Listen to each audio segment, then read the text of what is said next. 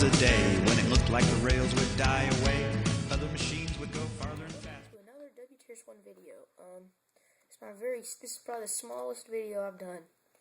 Not in length, but in train size. I actually got some T-gauges from the train's AIDS thing. I think it's something like that, and they're the only American distributor of T-gauge. So I ordered it off their eBay store because it's a little bit cheaper, but I'm gonna have to order a track from their main store. But that's not a problem.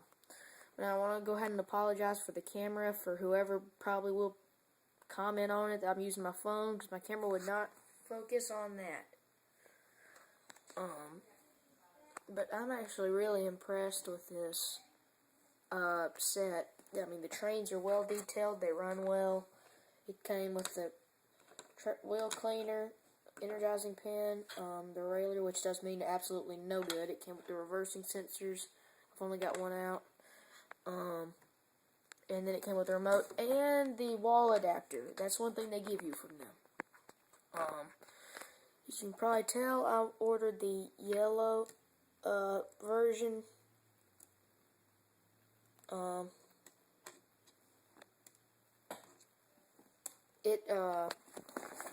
paid about $195 for everything, for shipping and all, which is not bad, honestly, for how much some of this stuff sells for. But these things are really detailed, and I don't think I can really show them in great detail because they're so small.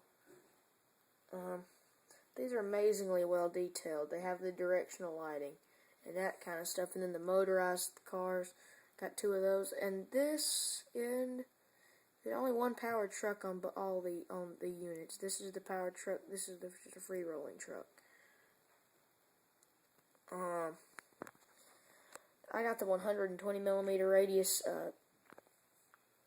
track, which on their eBay store they tell them what radius turn you want, and the color. Well, my mom ordered it while I was at school, and she only told them the color that I wanted, not the radius. But they still managed to send me the one that I wanted. So that turned out nice. As you can probably tell, I haven't put the pantograph on yet, and I'm probably not going to for a while because I want it to still be able to fit in the little packaging, in the little box. Which honestly, I love the little box it comes in. It's got a nice little box. And there's the pantograph bender, and then there's some little accessories. There's actually 2 extra couplers in there, which I think are either spares or you can put them on the front of this unit. Just got the little dummy coupling there to make it look like a more like DMU coupling type thing. The remote, this is the biggest part of the entire set. I've got batteries in it too. I've got some batteries that you can put in the bottom here. That sort of stuff. That's your direction, your reversing sensor options. That's on and off, and then there's your speed knob. The railer, though, does me absolutely no good. I can put it on the track way better with my hands than I can with this thing. And honestly, it doesn't do me any good. Then the reversing sensors, I've only got one out. The other ones, I put it back in the box. There's a few other things in there. So I don't really need both of them because I'm just using the straight oval. If I straightened all that track out, I guess you'd say, put the curves, and I like doing a point-to-point thing, I would use that. The energizing pin, you can put that on the wheels. You can like rub the wheels down on the track and it'll run better. But I've only done it on the wheels of the cars. The little wheel cleaner, that works really well. I like that. That's a smart little design right there. And the track. That track is tiny.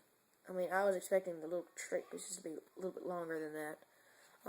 My one complaint about this entire thing is the terminal wires. I wish they were more like made together wires, kind of like this wire. You got both wires like that. I'd much rather have that kind of wire, like kind of made together. And I don't really want to tape it. I try to keep it the way it was. I mean, I like it to look kind of like it was. There's actually a little ring that goes around the thing to kind of like limit how far you can turn, which doesn't really do. I don't see the point in that. Unless maybe you have like a little display and you like put it on there. But yeah, let me go ahead and I'm gonna stop the camera. I'm gonna put the train back on the track and put the little sensor on there to show you what that does. Okay. Okay, so I have the sensor put on, but I have the sensitivity turned all the way down, and I've got the train on the track. So I'm gonna go ahead and start the train up. This is probably the coolest train I have. It's just awesome. I mean, really. Matter of fact, I'm gonna put it in a better perspective. I'll leave it on.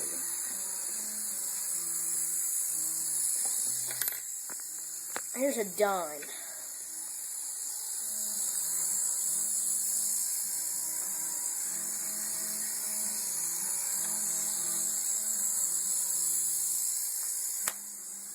Small, isn't it? 3mm wide tracks. I haven't measured it yet to actually see for sure, but that's what the T stands for, is 3. If you might be able to see that right there. Okay, let me stop the train. I'm going to turn up the sensitivity on this is the plug for that sensor. I've got the sensitivity turned all the way down. Turn it up. This is for the second sensor, but I don't have it plugged in because there's actually a socket back there for it.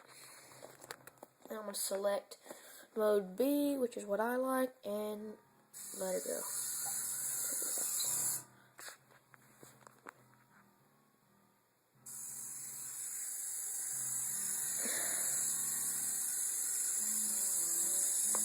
Probably have my sister in the background playing the piano.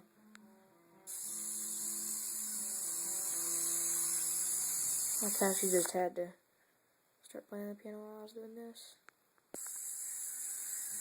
It'll stop for a few seconds and go. I'm going to select mode A. And I noticed how it immediately changed.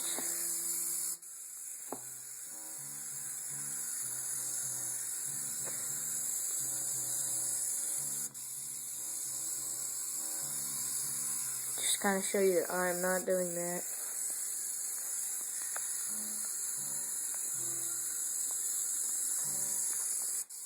Actually, I'm going to stretch the track out.